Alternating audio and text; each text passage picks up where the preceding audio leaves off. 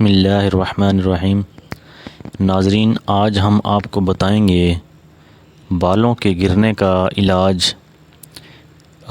اس میں دو ایسی چیزوں کا مرکب جس کو جاننے کے بعد آپ بھی اپنے بال لمبے، گھنے اور سیاہ کر سکتے ہیں۔ بالوں کے جھڑنے اور گنج پن سے آج کل صرف خواتین ہی نہیں بلکہ مرد حضرات بھی پریشان ہیں اور مختلف ٹوٹکے سب ہی کرتے رہتے ہیں۔ آج ہم آپ کو بتاتے ہیں کہ کیسے آپ گنج پن اور بال جھڑنے جیسے مسائل میں پیاز کے تیل کو بنا کر لگائیں کہ آپ جلد ہی بالوں کو چمکدار اور خوبصورت بنا سکیں۔ تیل بنانے کا طریقہ: پیاز کو چھیل کر اس کے چھوٹے چھوٹے ٹکڑے کاٹ لیں۔ ایک بوتل میں کوئی بھی تیل ڈالیں اور ان پیاز کے ٹکڑوں کو ڈال کر 7 دن تک بند کر دیں۔